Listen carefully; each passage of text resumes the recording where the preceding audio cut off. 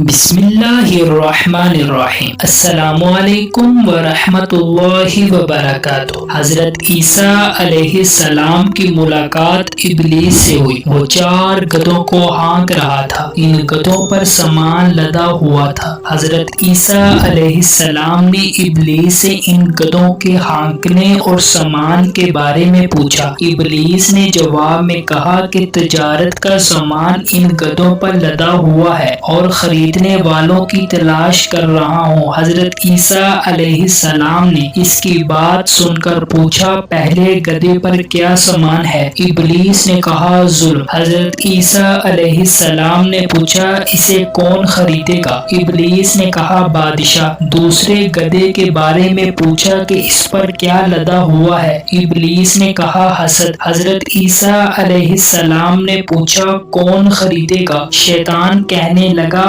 علماء۔ حضرت عیسیٰ علیہ السلام نے پوچھا، تیسرے گدھے پر کیا لاد رکھا ہے؟ ابلیس نے کہا، خیانت۔ حضرت عیسیٰ علیہ السلام نے فرمایا، کون خریدے گا؟ شیطان نے کہا کہ تاجر۔ پھر چوتھے گدھے کے بارے میں پوچھا کہ اس پر کیا لاد رکھا ہے؟ ابلیس نے کہا، مکر و فریب۔ حضرت عیسیٰ علیہ السلام نے پوچھا، اسے کون خریدے گا؟ شیطان نے کہا، عورتیں۔ کراچی کے ایک بڑے رئیس نے کہا، ہم روزہ نماز نہیں جانتے، ہمارے پاس اتنی دولت ہے کہ 7 پشت کھائے گی۔ بس اس کے بعد ہی اللہ کا غضب آیا، جس کی وجہ سے پیٹ میں کینسر پیدا ہو گیا، اور ایک تولہ جو پانی کا نلکی کے ذریعے دیا جاتا تھا، گلے میں بھی کینسر کا اثر ہوا، کوئی چیز کھا نہیں سکتے تھے، اسی طرح سوکھ کر ختم ہو گئے۔ اس لیے نبی علیہ الصلوۃ والسلام فرماتے ہیں، اللہ کو سکھ میں یاد کیا کرو تاکہ اللہ تعالیٰ دکھ میں تمہیں یاد رکھے۔ اللہ تعالیٰ ہم سب کو اپنے اصلی وطن آخرت کی تیاری کی فکر نصیب فرمائے اور ملک